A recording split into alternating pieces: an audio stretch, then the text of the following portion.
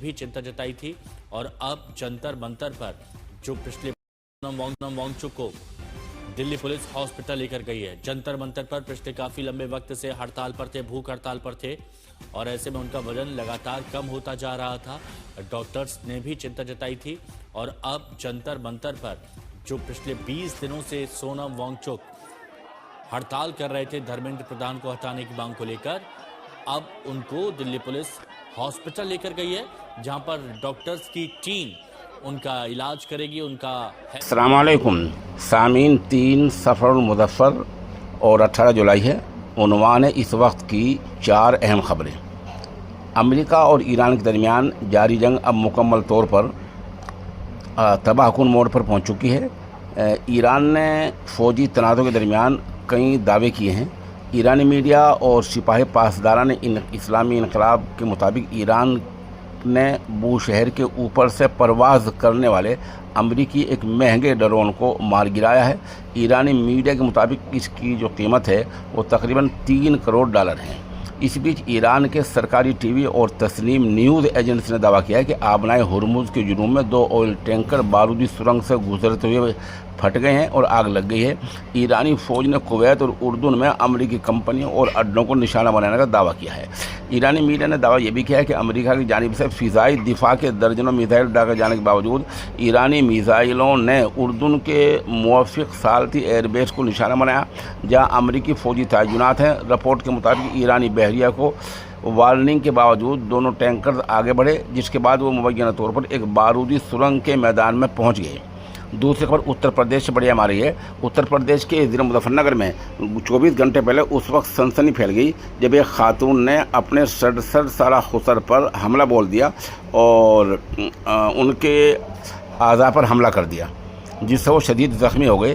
Police ने मौके पर पहुंचकर ज़ख्मी को फौरी तौर पर इलाज के लिए अस्पताल पहुंचाया है। बताया जाता है कि ज़ख्मी खुसर अपनी बहू के साथ अक्सर ज्यादती करता था, जिसके नतीजे में ये मौका पाते ही इसने हमला कर दिया। ये वाक़या थाना बुढ़ाने के शफीपुर पट्टी में पेश आया। सैयदा नामी 23 साला खातून ने अपने 67 साला खुसर जाकिर पर संगीन इल्ज़ामात आयद किए हैं। इल्ज़ाम लगा कि वो उसे रोज़ाना हरासा करता था। इस मामले का एक पहलू ये है, पड़ोसी ने एक गवाही दी है कि यह खातून कई महीने से हमें बता रही थी, लेकिन हम लोग इसकी बात पर यकीन नहीं कर रहे थे। उधर सैयदा के 2 छोटे बच्चे हैं और उसका शोहर शहजाद हरियाणा में ई रिक्शा ड्राइवर के तौर पर काम करता है, जिसकी वजह से खुसर जाकिर और उसकी बहू सैयदा अपने 2 बच्चों के साथ घर में रहते थे। उधर एक खबर और आ रही है कि अमरीकी सदर का जो टेलीप्रॉम्प्टर जो आदमी ऑपरेटर करता था, चलाता था, उसका नाम है गैब्रियल पेरेज। उसने अमरीकी सदर के भाषण को जो खिताबात देते थे उनको पहले आउट करने के एवज में काफ़ी पैसे इकट्ठे कर लिए हैं, लाखों रुपए लोगों से कमा लिए हैं। इस बिना पर उसको हटा दिया गया है। उधर एक खबर और आ रही है ईरान से। 7 दिन तक मुसलसल अमरीकी बमबारी के बाद ईरान ने हद दर्जे जारियाना जवाबी हमला किया है। ईरान के फौजी विंग इस्लामी इनकलाब गार्ड और ईरानी फ़ौज ने बैक वक्त मुतअद्दिद मुहादों पर एक बड़ा जवाबी हमला किया है। ईरान ने दावा किया है कि बहरीन में अमरीकी फ़ौज की बगैर पायलट के फ़िज़ाई गाड़ी, UAV ड्रोन अड्डे और बहरीन के मरकज़ी मसनूई जहान AI को ज़बरदस्त निशाना बनाया गया है और कहा जा रहा है कि यह अब तक का सबसे बड़ा हमला है। उधर एक खबर गज़ा से आ रही है, जहां गज़ा में एक जनाजा का मसला था और वहां इसराइल ने हमला किया है और इसमें 7 गज़ा के लोग मारे गए हैं। इस खबर को थोड़ी तफसील से सुनने की ज़रूरत है। एक मकामी अस्पताल के मुताबिक गज़े की पट्टी में एक जनाजे पर इसराइली हमले में कम से कम 7 अफराद हलाक और 22 ज़ख्मी हुए हैं। इसराइली फ़ौज की तरफ से फौरी तौर पर कोई बयान सामने नहीं आया है।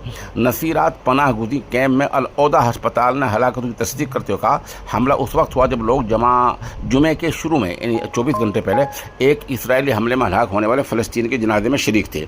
अब तक जो दोबारा जंग हुई है वहाँ दोबारा हमले हुए हैं। 1123 से ज़्यादा अफराद हलाक हो चुके हैं। इसराइल और हमास के दरमियान अक्टूबर में जंग बंदी का मुआहदा तय पाया था, जिसका मकसद 2 साल से जारी तनाज़ुर को रोकना था। अगरचे बड़े पैमाने पर लड़ाई में कमी आई है, लेकिन तशद्दुद मुकम्मल तौर पर रोका नहीं है।